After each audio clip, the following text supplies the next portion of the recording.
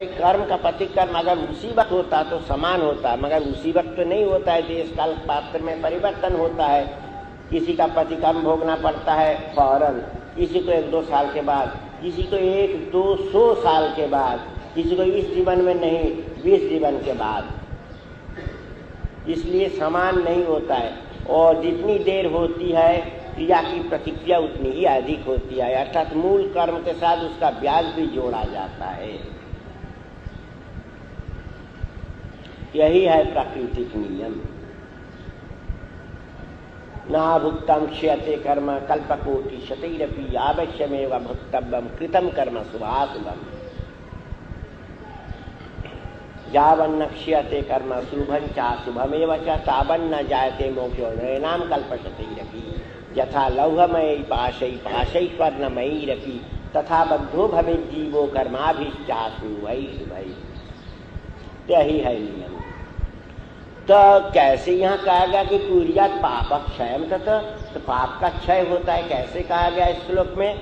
पाप का तो प्रतिकर्म भोगना पड़ता है। इसका 2 उत्तर है।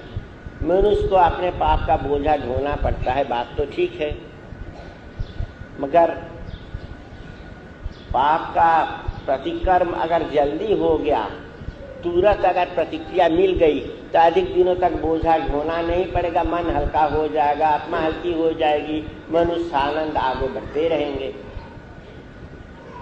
और दूसरी बात, दीक्षा के बाद साधना के बाद होता क्या कि दैसिक कालिक पात्रिक विलंब के कारण जो ब्याज ढोना चाहिए था उससे वो बच जाता है। अर्थात जितना कर्म हुआ था उतना ही प्रतिकर्म होगा, उससे अधिक भोगना नहीं पड़ेगा। क्यों नहीं पड़ेगा? उसका कारण है परम पुरुष का, परमात्मा का एक नाम है हरि। हरि माने क्या है? न हरति पापा नित्यार्थे हरि, जो पापों का हरण करते हैं, पाप को चुराते हैं। परम पुरुष मनुष्य क्या लेंगे जी? परम पुरुष के पास, परमात्मा के पास तो सब कुछ है, जीव से क्या लेंगे? किसी भी चीज की प्रत्याशा नहीं है। तो अभी परम पुरुष एक चीज लेते हैं और सीधा नहीं लेते हैं, चोरी करके लेते हैं, चुराते हैं। ये तो बहुत लाज की बात, बहुत दुख की बात हम लोगों का है ना, आस्ते है, चोरी से दूर रहना चाहिए। अब परम पुरुष खुद चोरी करते हैं तो बहुत दुख की बात, अनिंदनीय भी।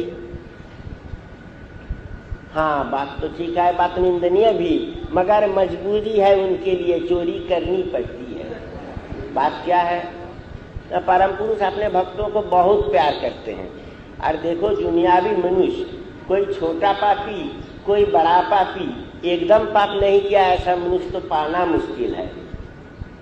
किंतु बड़ा पापी, बड़े पापी हो चाहे छोटे पापी हो, पातक हो चाहे अतिपातक हो चाहे महापातक हो, सब तो परम पुरुष के हैं। सब कोई तो परम पुरुष की गोद पे बैठे हुए हैं जी, कोई बाहरी आदमी तो नहीं है। तो पापी से पापी समाज जिन पर थूकता है, परम पुरुष के लिए वो भी घृणा का पात्र नहीं है। परम पुरुष के लिए वो भी तो प्यारे बेटे हैं, प्यारी बेटी है, इसलिए वो तो घृणा नहीं कर सकते हैं। और वो चाहेंगे कि सबकी तरक्की हो, बेटों की भी तरक्की हो, बेटियों की भी तरक्की हो। समाज कहेगा कि ये नारी है, इसको यह अधिकार नहीं मिलेगा, यह अधिकार नहीं मिलेगा, घर के भीतर बंद रहेगी, तरह तरह का विधान है समाज का। किंतु परम पुरुष के पास वो सब नहीं है। बेटा जितना प्यारा, बेटी उतनी ही प्यारी है। बाप जब छोटे बच्चे को गोद के लेके खिलाता है, उस वक्त बाप क्या कौन बेटा है और कौन बेटी है विचार करता है? नहीं करता है। बेटा भी जितना प्यारा, बेटे को भी गोद पे लेंगे, बेटी को भी लेंगे, दोनों समान। समाज है बदमाश, इसलिए नारी पर जुल्म करता है। बात यही है, परम पुरुष के विचार के अनुसार समान है। तो परम पुरुष के भक्त आज भक्त हो गए, मगर काल तक थे बहुत नीच, बहुत बड़े पापी। तो परम पुरुष भी तो सोचेंगे हमारा बेटा कैसे इस पाप से बाँचे, कैसे उस पाप से उन्हें परित्राण मिले, तो जरूर सोचेंगे। तो पिता का काम है कि बच्चों के भविष्य के संबंध में सोचना और भविष्य को बना देना।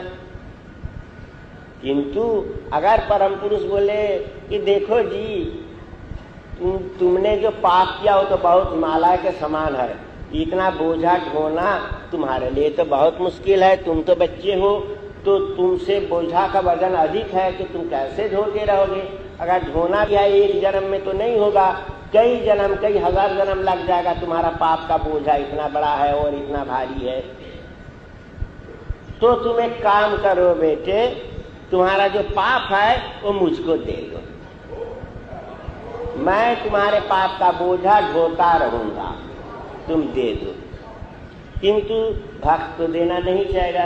भक्त बोलेगा नहीं नहीं नहीं, मेरे पाप का बोझा मैं ढोता रहूंगा, आपको क्यों दूंगा, आपको खिलाऊंगा पिलाऊंगा, भजन सुनाऊंगा, नाचूंगा, यही सब करूंगा। किंतु परम पुरुष तो हमेशा सोच रहे हैं कि मेरे बेटों का क्या होगा, इतना बड़ा पाप कर बैठा, अब उसका क्या है भविष्य, बहुत मुश्किल। उनके मन में तो ये फिक्र तो रह ही जाता है। तो क्या करते हैं, उनसे परमिशन नहीं लेके लुक छिप के उनका पाप ले लेते हैं। आपका परमिशन नहीं लेके लुक छिप के अगर तुम किसी से कुछ ले लियो तो उसका नाम होता है चोरी। तो परम पुरुष तुमसे क्या चोरी करते हैं ना, तुम्हारे पाप को तुम्हारे बिना अनुमति के ले लेते हैं, इसलिए वो तो चोर हैं। तो हरण करना, संस्कृत में हरण करना माने चोरी करना। तो हरति पापंज स हरि, जो पापों का हरण करते हैं, पापों की चोरी करते हैं, वही है हरि, इसलिए उनका एक नाम है हरि। तो दीक्षा जो लिए, दीक्षा लिए माने परम पुरुष की शरण में आ गए, परम पिता की शरण में आ गए। तो परम पिता के लिए भी तो यह फर्ज हो जाता है उनके पापों को क्या लुक छुप के चोरी करना। तो कुरियात पाप क्षय तथा दीक्षा ले लेने का माने क्या है, उनका पाप का भी